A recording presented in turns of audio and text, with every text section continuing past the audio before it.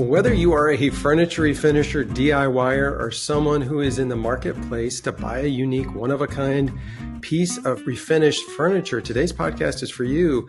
We are going to discuss what to look for when shopping for an old piece to refinish. And on the flip side, we're going to discuss what to look for when shopping for an old piece that has been refinished, a quality piece to display in your home. We'll talk about the art of negotiating as well. Well, we're excited to have a guest on with us today who has all the answers and more. Our guest is Jennifer Beck with Say by Design. Jennifer is an award-winning furniture refinisher and has been refinishing for a few years now. She is the daughter in a mother-daughter team, and they are incredibly successful, not just with refinishing, but also with their Instagram account. They are quite popular, as noted by their most recent follower count, which is now at 329,000. That's like incredible. It is. Welcome back, Jennifer. Hi, Lane. How are you doing? It's a pleasure to be here.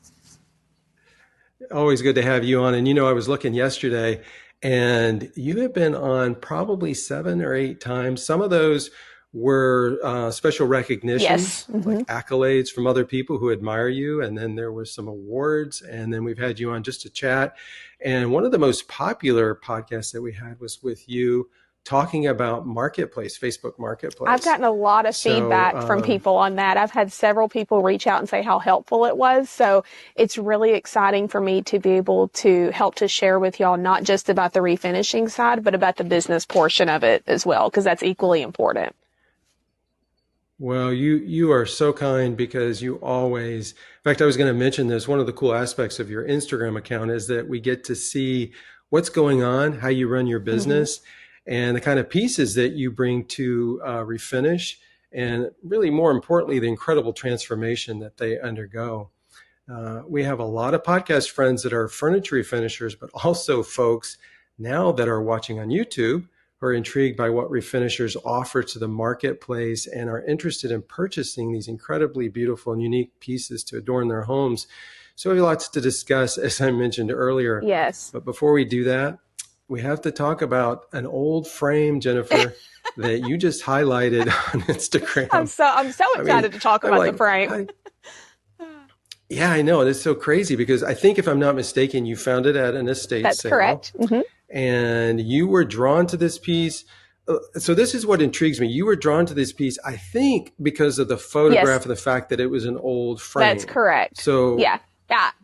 Tell our audience. Yeah, absolutely. Yeah. So when I'm at like an estate sale or an auction or anything really where I get a chance to, rummage around in old things, of course I'm looking for furniture. That's where my eye goes first. But I am a history lover. I think anybody that's followed us or talked to me at any point knows that.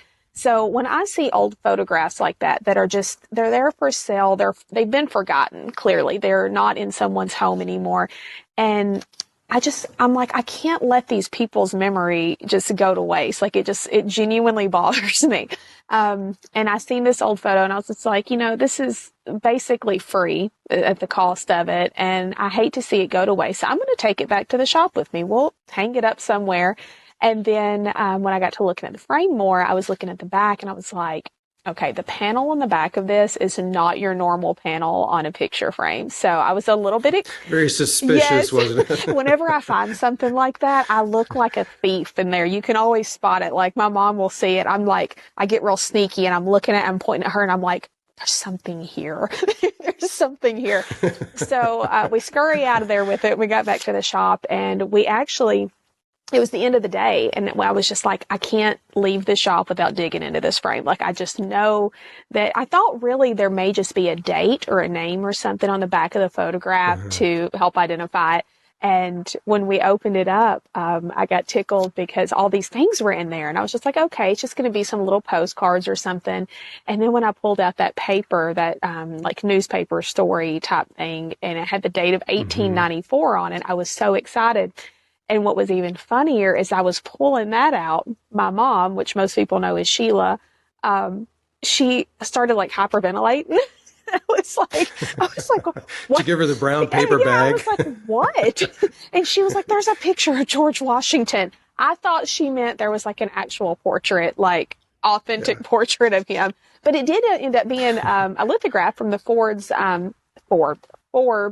company from 1929, which was also really cool. And then, of course, the photo in itself, it was just like a treasure trove in this little picture frame. So that's why I always tell everyone, don't pass stuff over. Take the time, look through it. Everything we've ever found has come from things that you would never expect to find that in. Mm-hmm. Do you think the people, I know we don't know this, but do you think the people who owned that frame, like the family that it was in, do you think all the things that were in there had actually been displayed in the frame and they just kept adding stuff to it? Or do you think they were storing it there? I think usually what happens with that is a little bit of what you just said. Usually they'll reuse frames and whatever had been in it, they just kind of stack it behind there. But a lot of times, and this also goes the same for frames, but as well as like padded seats in old upholstered chairs, especially old upholstered dining chairs. They would just use whatever filler they had at that point to pad the back of that so there wasn't any movement of the glass in the frame. And it was usually things that they didn't really see any value in. But now, 150 years later, or however long it's been, it's fascinating to us. And it's just like a little time capsule that we can dig into. Yeah, well, again, we so appreciate the fact that you share with your Instagram followers, because it's so exciting. And it's like, I'm always like, I got to see what she's finding today. Because it's seriously, though, it's not just, I mean, the frame is such a cool aspect of what you can find out there, but your furniture pieces as well. I mean, we've had you on the podcast to talk about If This Piece Could Talk, right? Talking about old pieces and the history behind them. Yes, absolutely. And I just wish more people were as diligent as you are at really, going the extra mile to find the history behind these things. And that's why I love the fact that our Instagram is a little bit unique in the fact of course, we do show the refinished pieces, but we want to show a broad audience of the different aspects of it, because there's so much more than painting a piece. Like, there's just so much more that goes into it. And I think it's important, especially what you mentioned earlier about being transparent with clients as well, letting them know what goes into it and where the pieces came from and the history that we're preserving and so on and so forth. And we even get a lot of people that say, you post your, different profits on some pieces. Isn't that, bad for the clients to see that? And I'm like, no, it's not. It's transparent. It helps them to know what went into it and how much work it takes and so on and so forth. So I think we've really been blessed with a unique perspective to try to appeal to both sides of that spectrum. Yeah, well, I know that so many people appreciate that, and I know I'm excited to check out, because I think that's cool to be able to find artifacts that have so much historical meaning to them. Absolutely. It's like it's so important today, I think, in many respects. But well, let's focus first on what to look for when shopping for a piece to refinish, and then we'll talk about what customers should look for when they're buying from a refinisher. And I just want to say something there about that. And I think all professional refinishers who go the extra mile to work hard will appreciate this second portion of what we're going to talk about in a little bit, because I think as in any industry, there are people maybe who jump into that industry maybe for the wrong reasons, but they jump in and they don't go that extra mile to make sure that these pieces are the quality pieces that they began when they were created many, many years ago. And that they continue to be that today, so that when you're selling them, people are getting not only one of a kind, but a phenomenal piece of furniture that's going to last for generations to come. So, absolutely. But we'll talk about that in a minute. For the refinisher who's like, man, I got to find a piece. I'm struggling with what to look for. Yeah. Give us some tips. And I just want to say to our viewers and listeners as well, Jennifer is in her studio. She's got some pieces behind her, and on occasion she may showcase some of those to better illustrate what she's going to highlight. So if you're listening and not viewing, we certainly encourage you to go to the YouTube as well. And watch. Absolutely. So you got somebody out there, they're looking for a piece. Is there a systematic way that you go about shopping whether you're now I know there's a couple dynamics here, and we can go over Mm-hmm. both of those. Whether you're shopping on Facebook Marketplace, you see a Mm-hmm. piece, what questions to ask those folks Yeah. that are selling. And then secondarily, you're at an estate sale, or you stopped at a yard sale, or you're at a consignment shop. When Mm-hmm. you see a piece, you're like, oh, that's really beautiful. Like, what are you looking for first? Absolutely. So there's a couple of different aspects to this, and you hit the nail on the head. There are two different points. So let's first say that you're looking online. So you're on Facebook Marketplace or you're on an online auction. You're at a little bit of a disadvantage in the sense that you can't see the piece, you can't really inspect it. So I do always tell everyone it is a little bit of a gamble. So you want to do your best to buy low in those situations, because on online auctions you have to pay up front. Most people on Facebook Marketplace now want you to go ahead and send them a payment to hold it, and that's completely understandable. So you have to be prepared to take that gamble. So I always recommend trying to buy a little lower in those circumstances in case it is a fail, because occasionally that will happen. But I can honestly say that when you're educated on what to look for, over time, those losses become few and far between. So if you're online, whether, if it's on an online auction, you can't ask questions. So that's something to keep in mind. You've got to go off the photos, and sometimes you just got to go off of your gut. So look through those photos. You want to make sure you're looking at joints. You want to make sure you're looking at dimensions, because they'll usually have dimensions listed for you. That's got me before. I bought what I thought was a very large mid-century dresser, and it turned out to be a very, very tiny little cedar chest. So make sure you check your dimensions. Almost dollhouse size, right? Yes, I got it. I was like, did I buy this? So keep that in mind. Facebook Marketplace is going to be a little bit better for you because you can interact with that seller and ask them a few questions. Now, this is going to seem counterintuitive, but I've told a lot of my followers this, and this is very important. Sometimes you're going to get great listings, okay? They're going to be very thorough in the description. They're going to be very thorough in their pictures. They're going to have a great price, and you're probably not going to get it because someone else has already beat you to the punch on it. So I can honestly say the best pieces that I have found on Facebook Marketplace had terrible photos. They had a terrible listing, and their description was basically non-existent. So I actually encourage people to look for that. I want you to use your gut and try to find those listings that don't have great photos, because usually that's why they're still there, and you can get a better deal on them because they're still there. So that at that point you can reach out and be like, hi, don't send the generic message. Don't just click the generic Facebook Marketplace message that says, is this still available? Because most people are not going to answer that. Instead, reach out and say, hey, I'm really interested in this piece. If it doesn't have dimensions listed, ask them about that. They may or may not have it, or at least be able to give you an idea. Let them know that you're a serious buyer and say, I love this piece. Is there any way that you could consider X amount of whatever they have? When it comes to negotiating, this is my recommendation. People are going to do it the way they want to do it. But my recommendation is offer about 25% less of what they have it listed in those situations.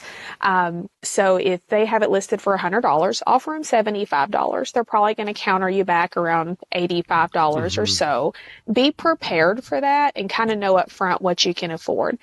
Don't haggle them on it too much to be fair in your negotiations, because that will build up a good reputation for you regardless of whether you're buying or selling. It's also important to note, if you are on Facebook Marketplace and you see a great listing and the piece is still available, you need to offer them asking price. It's like, if you know it's a great deal, do not try to save $25 more. Get it, because you're going to make that profit back, okay? And then also let them know that, unless they have it listed that they only accept cash, be like, I may not be able to pick this up until tomorrow, but I'm happy to go ahead and send you payment. But make sure you look at that seller's reviews as well to make sure they're trustworthy and whatnot. So keep that in mind. So shifting to the point of, if you're in store, let's say you're at a garage sale, you're at a thrift store, wherever you're at, you want to first look for a couple of different things. Your first thing you want to do, number one off the bat, is make sure it's not MDF. MDF is, there's a couple of different names for it, but is a type of composite wood like shavings and glue that have been compacted together.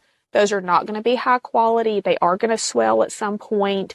The only time I would recommend that is if you're just trying to pick up something for yourself to DIY for a specific use, that's fine. But as far as reselling it, it's an absolute no. So you first want to make sure you're either finding something that's solid wood or at least wood veneer. Mid-century modern pieces are notorious for having a high quality composite wood with a wood veneer over it. That is still good quality. So that is a whole different podcast in itself in how to identify those things. But there are really some great articles online that you can Google that can help to guide you on that a little bit. But that's going to be your first, most important thing to do. Then from there, you want to start looking at brands and construction. So you can guarantee that pretty much any piece made around 1940 or later is either going to have some type of label on the back or on the bottom, or you might get lucky with a maker's mark that is inside the drawer. I'll actually show you that here in a few minutes. Okay. And you want to look at just the overall style of the piece. Just because a piece is either solid wood or wood veneer, it has a maker's mark. Is it appealing to the audience? Is it going to be something that even after you put time and effort into it, the design is still what it needs to be? The reason I say that is there are a lot of pieces out there from the 1980s that are solid wood, but it does not matter what you do to them.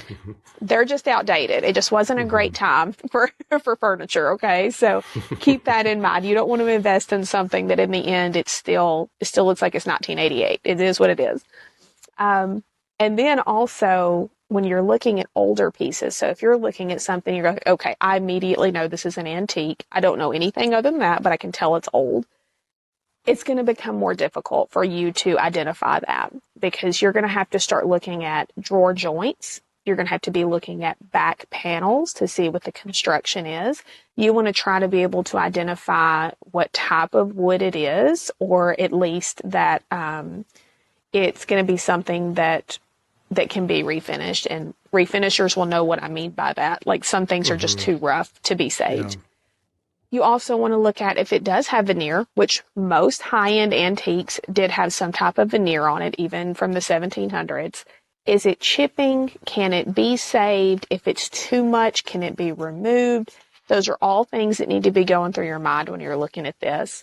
And then also a couple of different things you can look for are locks on a piece. You can kind of tell by the locks what type of age it is. And then also the types of hardware. So whether they're screws or nails, and I actually have some square head nails that I can show you and locks to give you an idea of what I'm talking about. So these are all things you want to look at when you are in a store and physically looking at a piece, because number one, it's just an advantage that you have. But number two, you're often going to pay more for a piece when it's in a store. So you want to, when you're investing more in it, you want to be able to make a clearer decision on what you're purchasing there. You know, you were talking about veneer, and you mentioned that, that a lot of times they used veneer many years ago, and oftentimes that veneer was not over pressboard, because I don't know when the timing of when pressboard MDF stuff like that came about. However, veneer over solid wood. Yes. Was that just strictly for aesthetic reasons as to why they did that? Yes, it was. So a lot of antiques, especially American-made antiques, are usually going to be made out of pine. And when I say pine, I don't mean the new pine that we have that's really softwood. I'm talking about pine trees that were hundreds and hundreds of years old. They were made out of antique pine or walnut.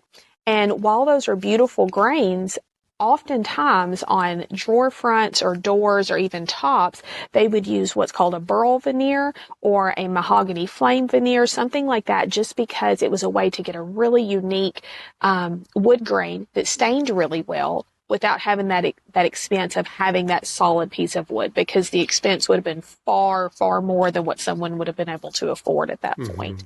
Gotcha. So yes, it was just for aesthetic purposes. Yeah. Okay. That's helpful, because I think sometimes we're trained to think that if it's veneer, it's cheap. And that's not always the case. Absolutely. And you normally, usually around like 1950 and after, that's when you're going to start seeing that composite wood with veneer over it. And I try to stress to anyone, if you see a piece anywhere between like 1950 to 1970, that true mid-century period, you're going to most likely see veneer. If you see a mid-century piece that's solid wood, it's important to know that it's most likely from overseas. It's probably going to be like Denmark, somewhere like that. So that's something to keep in mind. If you do find a mid-century piece that's solid wood, buy it. I don't care what it costs, buy it. Okay, get it. That's a good rule. I like those clear-cut rules. Yes.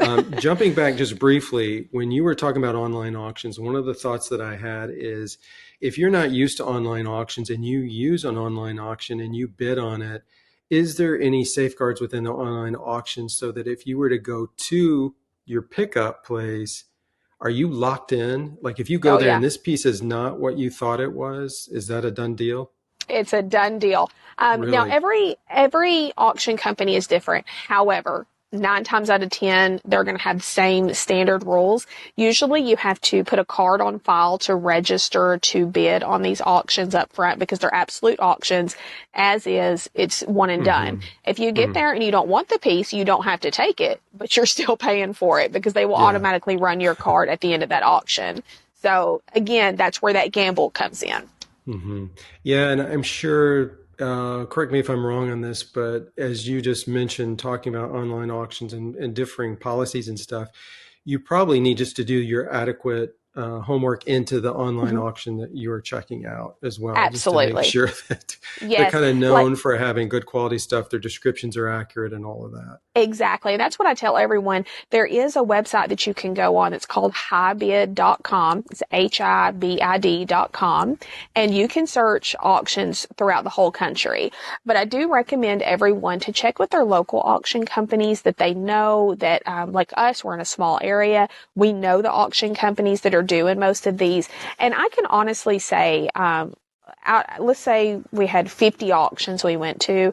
Probably 45 of those are going to be wins. They're going to be great options for us. But again, do your due diligence. If you see a piece on an auction, mark it to watch it and, try to research as much as you can based on the information that you're given. And if it's something that you cannot take that risk on, let it go. You have to be willing to take that risk. And if you are not financially in the point in your business where you can do that, don't do it. Like you'll get there. Don't force it at all. Yeah. Yeah. Good, really good advice.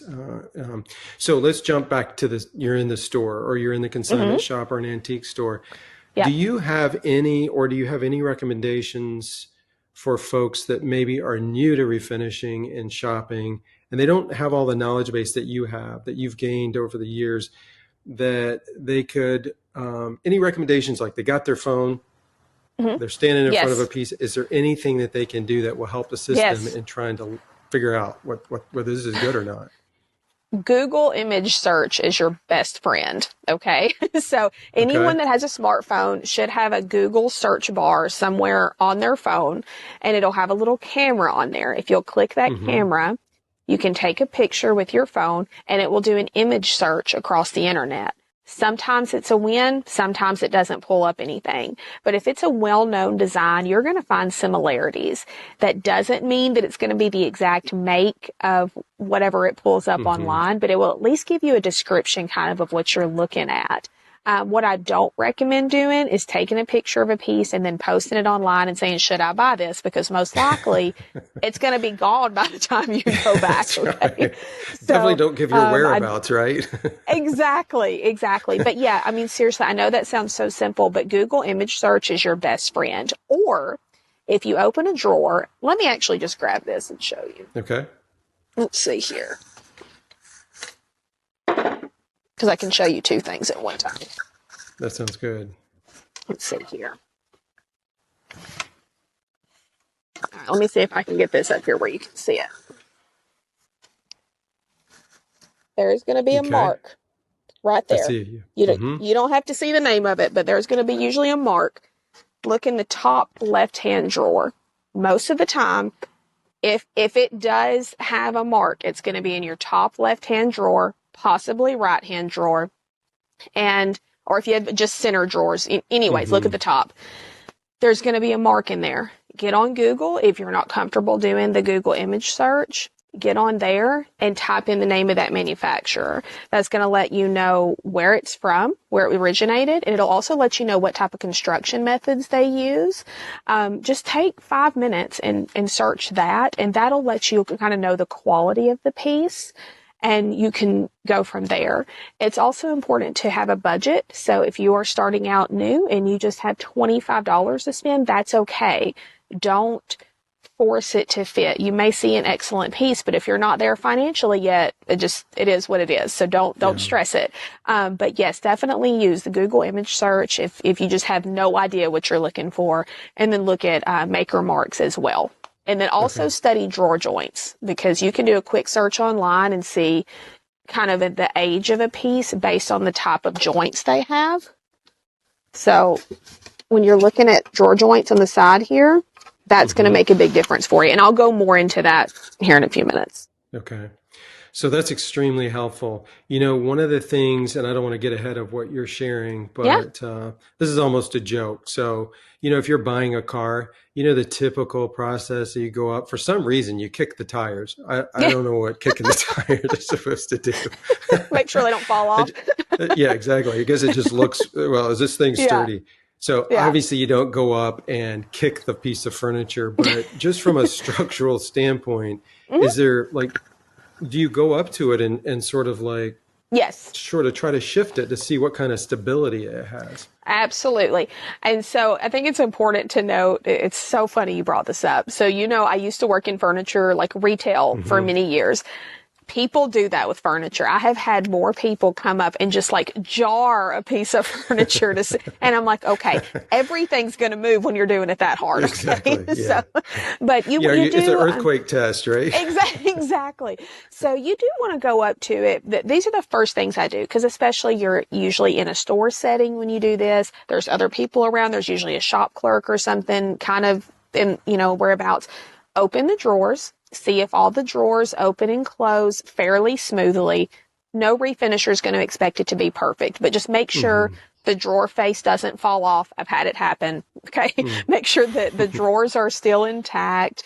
Kind of just gently push on the side of it to see if it shifts at all, because if there are any structural issues there, it will shift. Sometimes those can be repaired. Sometimes they can't.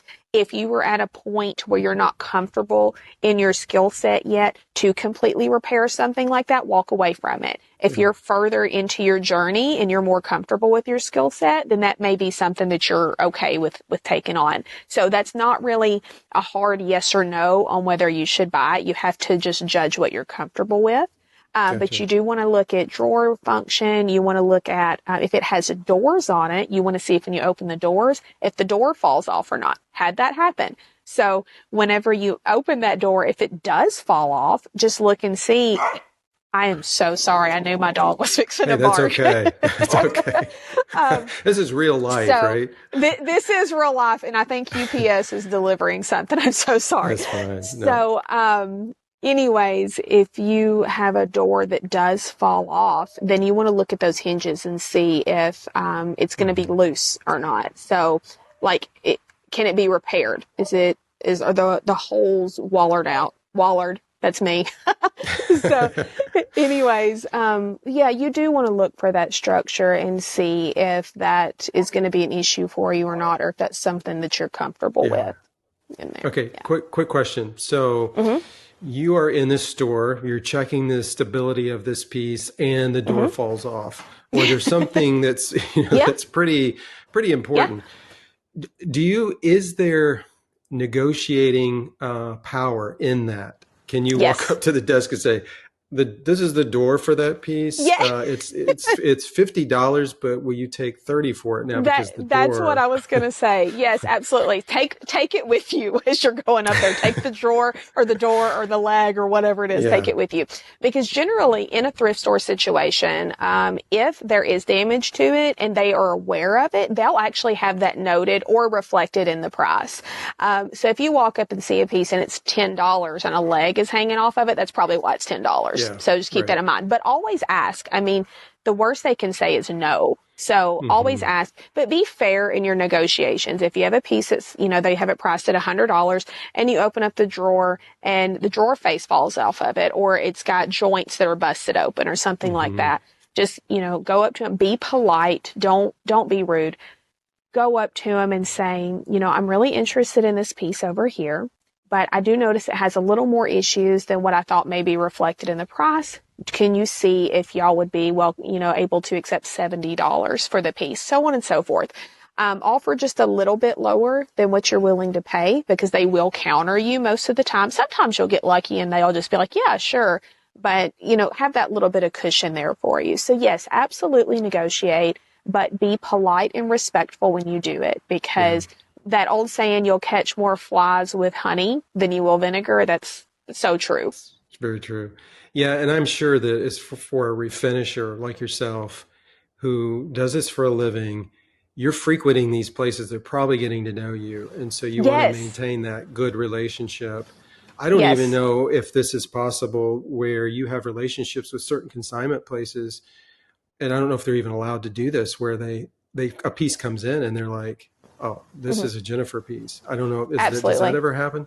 It does. Yes, absolutely. Okay. Now, I will say this, as our journey has grown, we don't frequent thrift shops as often anymore, because we've been so blessed that we're able to buy, like I can go to an auction and buy, 6 pieces if I want to. Yeah. So we're so thankful for that. But yes, absolutely build relationships with those shop clerks, because they will help you. They will. Not all of them, but there's always going to be that one that will. And we have had that happen before. We've actually reached a point now where, kind of circling back to what you were talking about earlier, of having the refinishers and the clients all together, here viewing. We have clients that reach out to us and say, I seen that you did this piece online.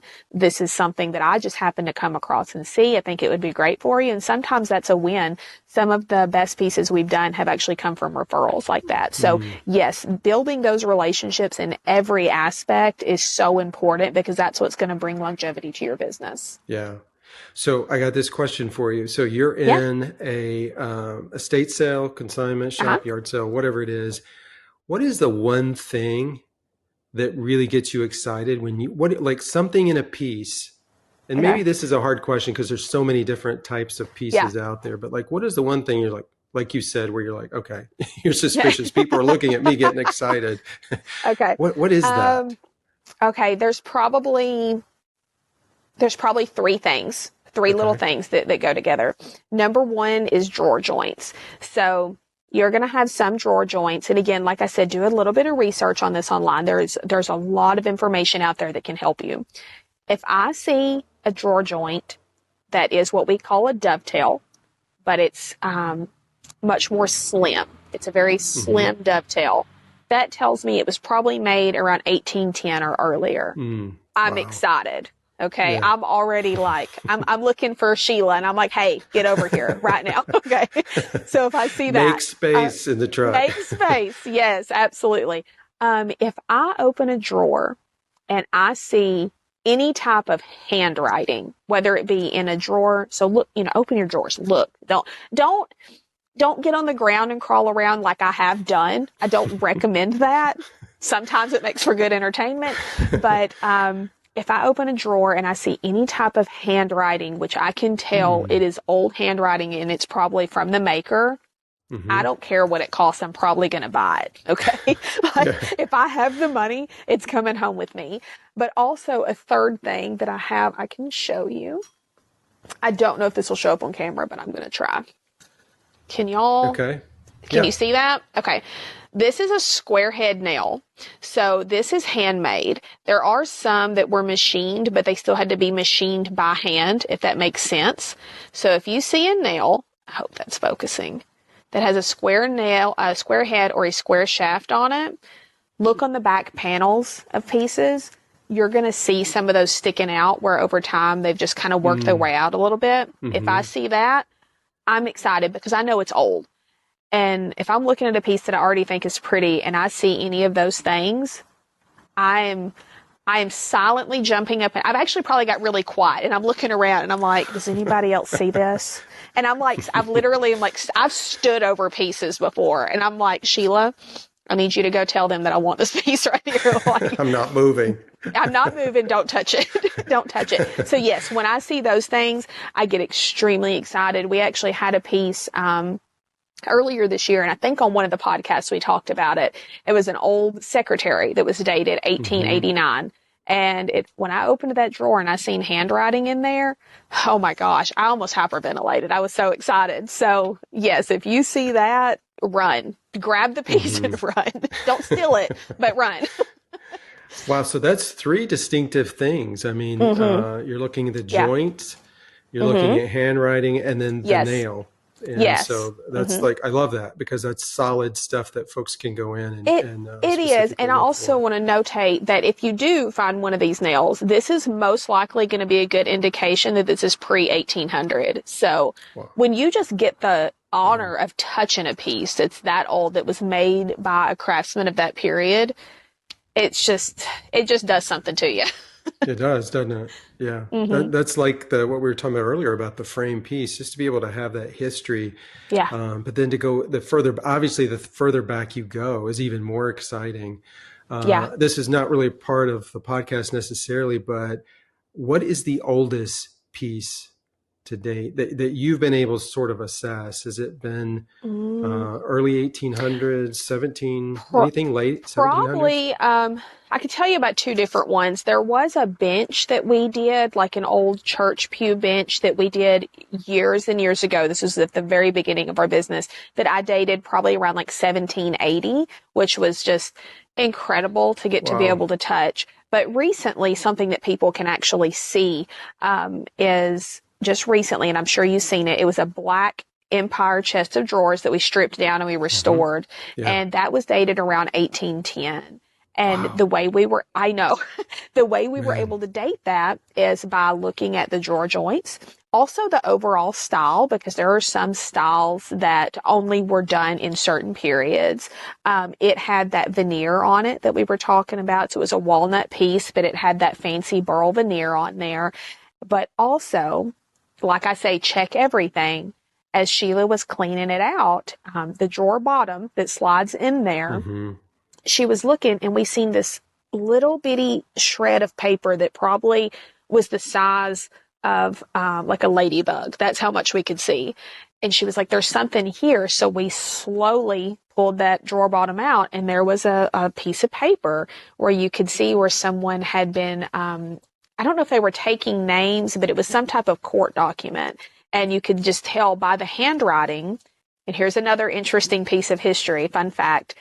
We knew based on the handwriting that it was like pre-Civil War, because they used to use iron in their ink. So over time, that ink would go from black to brown, and this ink was solid brown. So we knew it had to be an iron-based ink.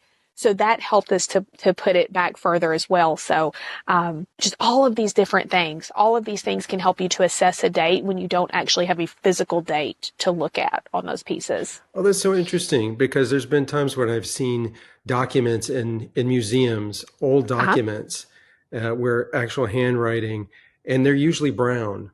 Yeah. So that makes sense. And that's what causes it. Yep. Yeah. So do you have anything you want to show us visually with respect to drawers, drawer joints, anything like that? Yeah, absolutely. I'll be happy to. So, and I know that the camera's not super great here, but a couple of things. So of course, like I said before, square head nails, these are going to be very, very important for you. Okay. Also, if you are looking for a date on something that you're like, I'm thinking this is maybe around 1900, like that time period of pieces, locks are your best friend. More often than not, a lock is going to tell you a lot about a piece. So if you can pull the lock out, usually on the back here, I'm hoping this will focus. Don't know if it will or not. That's good. You can see the dates listed on here. So that helped us to know that this piece was 1865 or 1885. I don't remember off the top of my head. Locks are your best friend. That is my go-to. If I don't immediately see a date before I look at anything else, if it has a lock on it, I'm pulling a lock out and checking that. You might have to clean it really well because a lot of times those things will hide from you because I did not see these dates immediately until I cleaned it. So keep that in mind. Also, now this will require doing a little bit of research online because, again, taking an hour and researching on Google the different types of drawer constructions will tell you so many things. But on drawers, there are two things you can look at immediately. So first, look at your drawer. So this one right here, notice how these dovetail joints have a large space in between those. So there's only 3 joints on the side. That right there tells me that this piece is 1800s because after that, you're going to have your more standard machined dovetail joints, which I can show you. Which are more systematic and patterned. Mm-hmm. Do you see those right there? Yeah. Mm-hmm. Right. They're going to be very consistent in size. So that lets you know they're machine made. I want to say around 1910 is when machine-made dovetail joints came about. I could be incorrect on that exact date, but I know it's the general ballpark of that area. So those are things you can look for to just kind of give you an idea. Also, drawer bottoms. So I don't know if you can see this, but there's a lip right here. And you can also see the saw marks that are on the bottom of these. You can tell that drawer bottom is from the 1800s just based on the cut of it and the way it's constructed, opposed to this piece.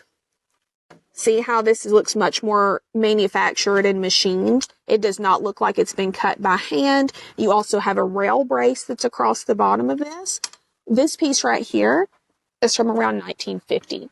So that can give you an idea of how much changed in about 50 years, 50, 60 years on construction there. So it's very important to keep that in mind. Also, one other thing, when I tell you to look on antiques for veneer on really old pieces, this drawer that I've been showing you, it's solid walnut, but you're going to see a little chip right there on the front of this. That's veneer. It looks like solid wood, but it's actually a very thick veneer that was put on there for a very specific aesthetic.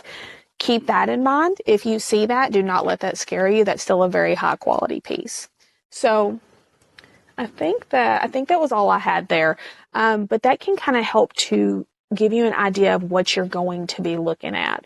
If you get a joint on a drawer, and unfortunately I don't have one of these here, that you see the drawer, when you see the drawer face and this part right here, if it's just a solid line, unless other factors point to the fact that it's an antique, it's most likely a reproduction.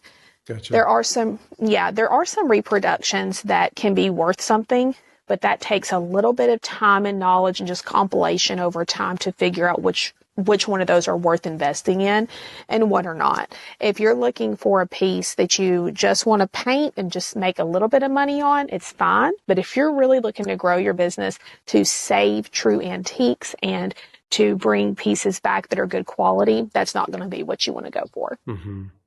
Jennifer, as you probably know, and as most furniture refinishers realize, that when they're in the business of refinishing furniture, there's always those people out there that absolutely hate paint on wood furniture.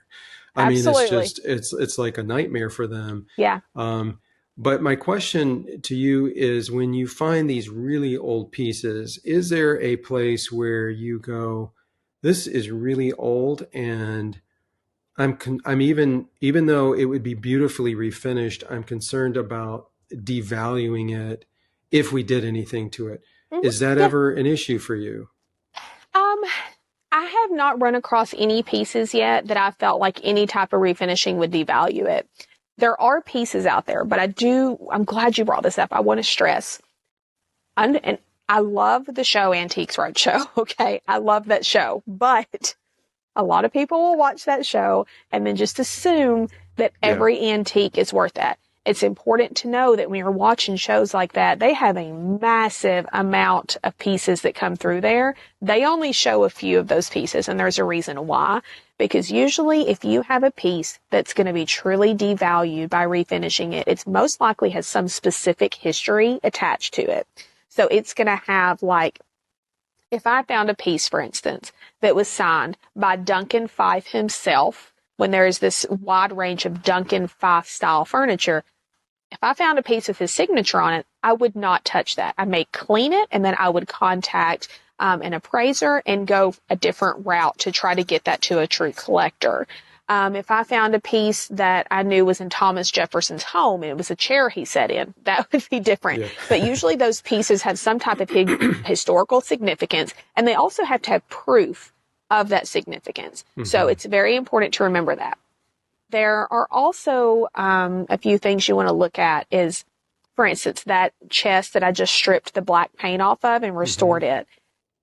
You want to look at what serves the piece best. I'm not against paint and I'm not against wood. I love them both. I really am. I think you have to do what's appropriate for the era of the piece.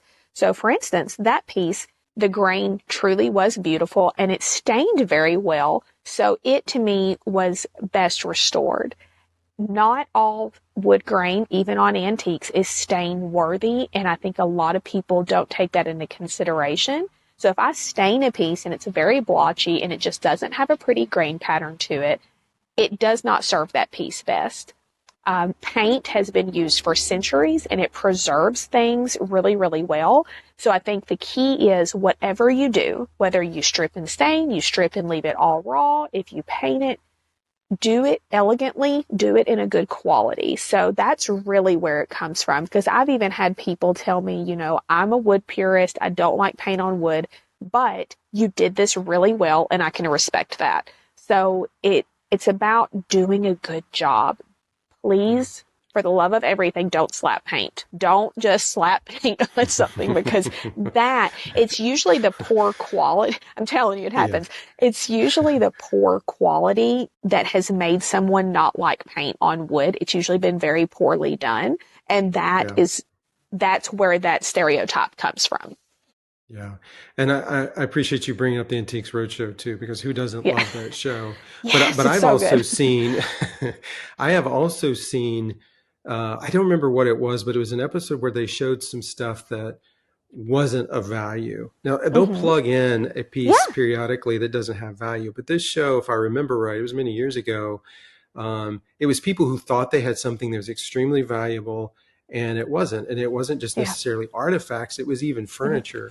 So that's a good point. Just because it's old doesn't make it valuable. Exactly. And you qualified things to look for. And then the second thing is, if you do think you have a piece that's valuable, then simply call an appraiser before you do anything to it. If that's exactly. Yes, absolutely. Yeah. So those are really good points. You've helped us tremendously. So I do want to touch on those folks that are not furniture refinishers, but they have become captivated by what furniture refinishers are doing in the industry. And so they love the fact that they're not going to a store and buying a piece of furniture that has been duplicated in a manufacturing facility of recent days. They're excited about buying something that's old, but that's been brought into 2023 into 2024. What can those people look for to make sure that they're getting good quality wood? Absolutely. And I think that's so important because, like you mentioned earlier, just like in any industry, there are some people that have entered the refinishing world, and unfortunately they don't provide the quality that they should, and that can give us a bad rap. I feel for those people because we've all been there. So it actually kind of goes hand in hand with what a refinisher would look for when they're buying a piece, but just a little bit of a different aspect. So if you do have the advantage of looking at a piece in person, which not many people do. A lot of people buy online nowadays. Right. You want to do the same things. You want to first check the function of the piece. Are the drawers working properly? Are the doors working properly? Is it setting level? If it's not setting level, it may just be that the floor that it's setting on is the issue. So kind of ask the refinisher about that. You want to make sure that the paint has been applied professionally. It does not matter if it has been sprayed, if it has been brushed, if it has been rolled. just make sure that the finish feels clean and smooth, that it doesn't feel chalky, that it doesn't have a lot of ridges in it from, if a lot of paint is applied with poor brushes, which zebra brushes are fantastic, just plug.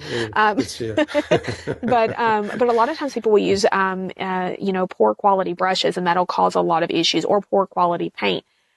Here's a tricky thing. I never, ever, ever don't walk up to a refinisher's piece and start scratching on it. However, you want to make sure the paint has adhered well. So an easy way to do that is look at when the drawers open and close, or the doors open and close. Are there a lot of scratches on those areas? If there are a lot of scratches, that tells me one of two things. Either number one, the paint has not been applied in good quality, or you have some rubbing issues, which also needs to be addressed by the refinisher.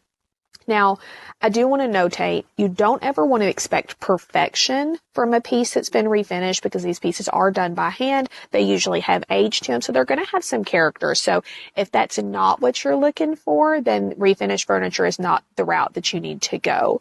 So I always just want to point that out.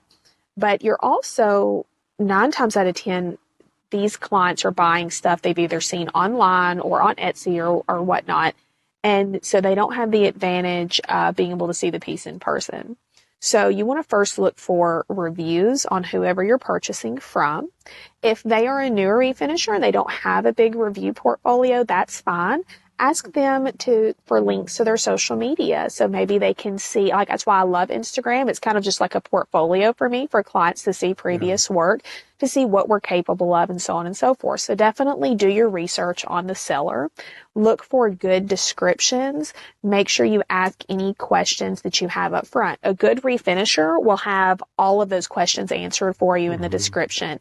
But make sure you ask about pickup delivery options, ask about dimensions, ask about maybe the quality of the products that they're using. These are things that you can ask that often will already be addressed in the description, where you don't even have to do that. Yeah. If you have the opportunity to see a video of a piece, that is going to give you the best representation. So you can look at photos all day long, but photos, unfortunately, by some refinishers that are not as honest, can be heavily edited to see what they want you to see, but nothing of the true piece. If you look at a video, that's much more difficult for them to edit anything out, and that's going to give you the best representation on color. It's also going to let you see any little imperfections that may be there, and there probably are going to be some, but you have to figure out what you can tell has been imperfections just because that's the piece versus just a cheap job that's been done to it. So those are all kind of things that you can look at there.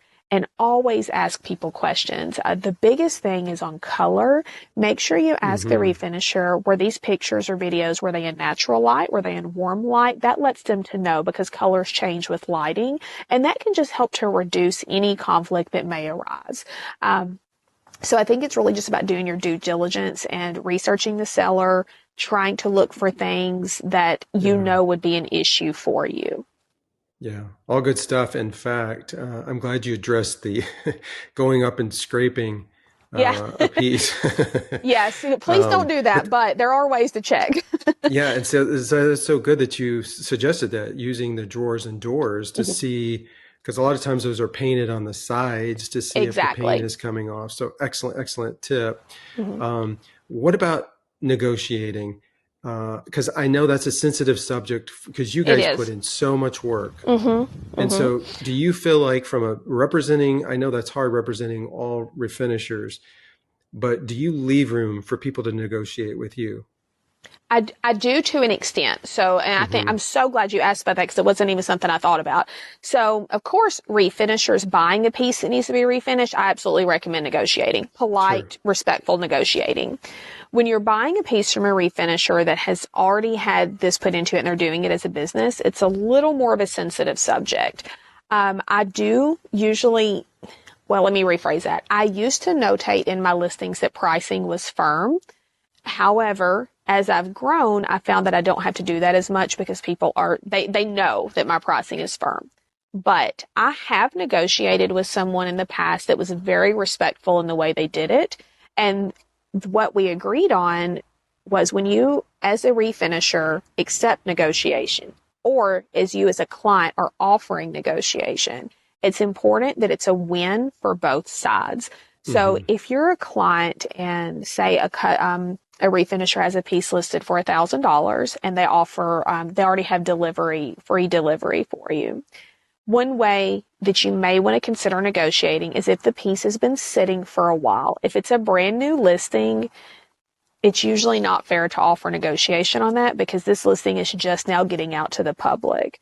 So if I do have someone that reaches out to me and tries to negotiate when I just listed a piece, I will tell them pricing is firm. I appreciate you reaching out, and I will reaffirm the qualities of that piece. Be like, if it's still available at this point, please reach out to me again. But from a client's point of view, you could reach out and say, I see you have this piece listed for $1,000 with free delivery. Is there any way you would consider, $900 or $925 if I made the trip to come and pick it up and load it myself? That way it's a win for both sides. And the refinisher will probably say, I really wasn't prepared to accept a lower price, but this could save me some time and fuel and effort. So this is a win on both sides. So yes, you can offer negotiation, but just you're not going to save a whole lot. You don't want to lowball offer a refinisher because at that point they're probably going to put you on their list of things that they're not going to do to help you. So I'm not offended when anyone offers me a different price as long as it's a respectful price. And I've had plenty of people that have reached out to me and offered me a respectful price, and I counter and I'm saying, no, I'm so sorry.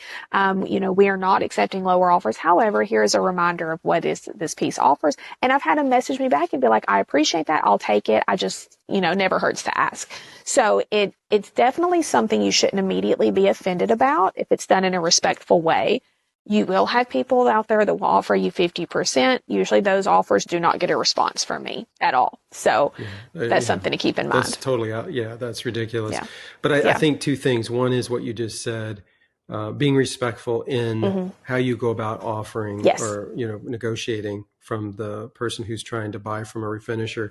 But the other thing I think it's really important for people that are shopping and buying from refinishers is to understand that when you go in to look for a piece, and I know this goes without saying amongst the refinishing community, but you are buying one-of-a-kind pieces. It's not like you're going into a store where something's been mass produced and you're trying to get the best possible price or it's a sale price. You have to go in realizing that you're paying for really, in many cases, three-dimensional art. Because that's really what it is. And so you have to understand that has tremendous value. And I think it's interesting too, because those of you who have really excelled in the industry, that's no different than, let's say, somebody who's a painter, a canvas painter, and they're starting out new, they're kind of developing their style. Their prices are going to be a lot less. Once they become in demand and their name becomes a brand, a recognizable brand in demand, then those prices are just going to typically go up. And that's just the way it works in most artwork. I could not have said that better myself, Lane. That is the best representation of it. And that's what I tell a lot of refinishers too when they first start out. And they're like, well, I can't make as much as you can on a piece. And I'm like, well, there is a learning curve there. You want to be valuing yourself, but also knowing that it's going to take some time to build a brand. You can't just go in, well, I was going to use a phrase that social media probably wouldn't like, but you can't just go in there and expect to get what you want top dollar right away, because you have to pay your dues, so to speak. So you want to earn that respect, earn that higher dollar, and as you grow, then that profit will continue to grow as well. Yeah, it's the whole work hard and be patient thing. Exactly. Right? Because that's what I was trying to say. Yeah, exactly. Okay, so before we wrap it up, I have to get from you one question that really can evolve into two. One is, how do you see the trends changing? Like as you look at 2023 from a furniture refinishing design standpoint, do you see them have they changed much since 2022? And then the second question is, do you see what's your expectations of 2024? Do you see it just being a continuation of 23, or do you see new things on the horizon that you think will sort of dictate a change? Well, I think to kind of sum that up in a nutshell, I think that 2023 has been a huge year of really seeing a dramatic shift in getting away from, and I say this with respect because I know this, some people may take offense to this. We're getting away from the DIY aesthetic. We're getting away from the farmhouse aesthetic. And I feel like that's been a very transitional year for us. As we're in capping 2023, I continue to see paint be prominent. However, it's going to be a lot darker, moodier colors. I feel like that very light and airy feel is kind of going out the window right now. Of course, trends change and it'll probably be back in 10 years, but it's just the way it happens. Exactly, right? But I do think that this has been a very transitional year. I think as we're going into 2024, we're going to be really settling in that dark, moody aesthetic. But I also see over the next several years, wood becoming much more prominent. I think people are really wanting to see that wood grain. And again, not that there's anything wrong with paint. I sell paint. I love it. But I think it's going to be a much more balanced out market where it used to be just so much paint. It was just like wood is terrible. I think we're going to see a really good 50-50 aesthetic. And what I really see among refinishers as far as trends going is quality. I feel like everybody is really stepping up their game and they can't just get away with saying, oh, this piece is brown and now it's white and I can sell it. They're really stepping up the game on quality as well. I think timelessness and elegance is really what everyone is striving towards at this point. Wow, that's so well said. Jennifer, you are such a pleasure to have on the podcast. Oh, thank you so much, Lane. You're very joy-filled and you always share so much information and insight. I want you, though, to share with our listeners, viewers, audience, how they can reach you if they're not following you. Yeah, absolutely. So we have a bunch of different platforms, but Instagram is always going to be where you see the most content. But you can find us on Instagram, Facebook, or even TikTok. We've started building that. Our username is the same on everything to make it easier for you. It is savedbydesign.tn. It's all lowercase. And you can also find us on our website, which of course is www.saved-by-design.com. You can just Google the name Saved by Design and it should pop right up for you as well. You can message us on Instagram. The best way is to email me on the website. That comes through to me a lot quicker. And it's also important to notate for refinishers that we are now offering phone consultations, which is a huge deal and has been very beneficial for a lot of people because I miss a lot of messages on social media because they come in so much. I try to filter through them, but I miss a lot of them as well. So those are all going to be the best options for you. Yeah. So Jennifer, before we close, do you have any plans to be 10, 15,000 feet up in the air anytime soon? Yes, in a couple of days. I try, as long as it's not raining and the wind is not too high, I am jumping out of a plane. Yeah. Absolutely. Yeah. Did I mutilate that height? Is it about 10, 15,000 feet? No, it's usually 14,000 feet is full altitude for us. Yeah, absolutely. They do offer higher altitudes, but just standard is about 14,000 feet. Yeah.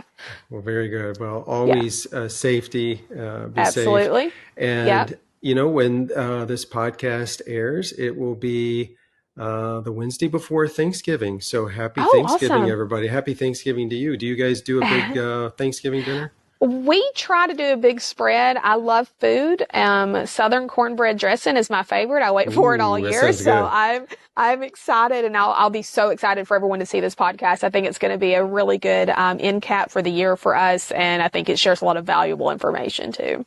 Well, we've enjoyed it. And again, happy Thanksgiving and hello to your mom, Sheila, as well. Yes, absolutely. Happy Thanksgiving, everyone. Take care. Today's In Your Studio segment, we are doing something a little different this Thanksgiving week. We asked Heather with the Cozy Sunroom, Jesse with Cypress House Designs, and Cara with Lemons to Lemonade Furniture to share what particular projects or aspects of their work do they find particularly meaningful and that resonates with the spirit of thankfulness. Hey guys, Heather with the Cozy Sunroom here. Hope you all are well. I just wanted to take a minute and share one of the things I find the most rewarding and meaningful about furniture refinishing, and that is getting the chance to refinish pieces that were important to friends or family. I often have people either give me a piece for custom work, or they're gifting it to me because they just want to see the piece beautiful again and go to someone who's going to appreciate it.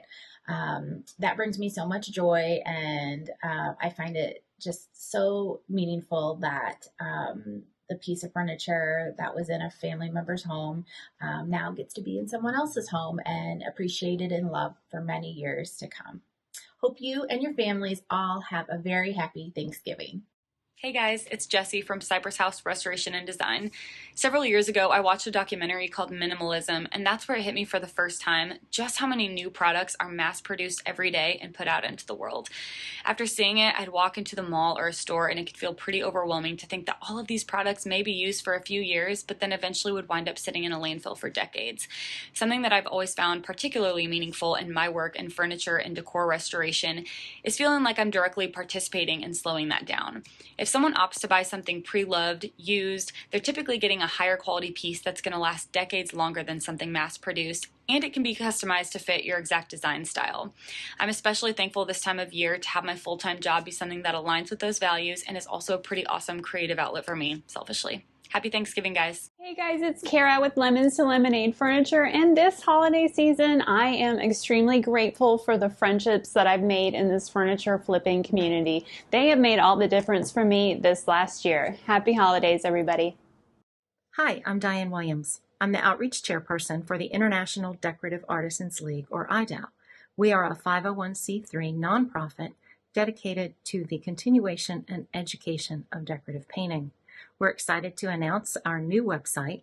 I invite you all to check it out at idal.org, idal.org, to learn about our roster of online classes, information about our annual convention this year to be held in early November of 2024, right outside of the St. Louis, Missouri area.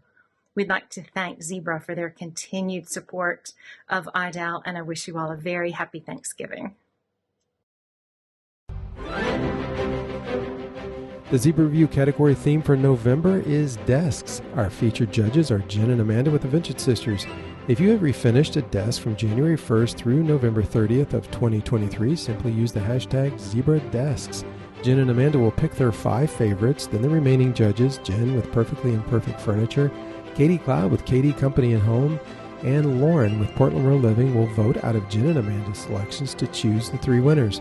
This month's prize sponsors are Melange Paints, D. Lawless Hardware, Surf Prep Sanding, and Zebra Painting.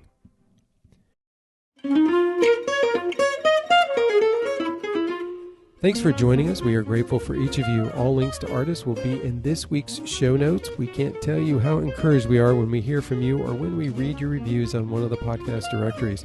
Speaking of podcast directory reviews, would you consider leaving one on your favorite directory if you haven't already? This helps tremendously in our ability to reach more people. As well, it is a big boost to our ranking. As a thank you for leaving a review, we would like to send you a small gift. Simply screenshot your review and email it to me, laneball@enjoyzebra.com. Put podcast review in the subject heading and include your full name and mailing address. All of us at Zebra wish all of you a wonderful Thanksgiving.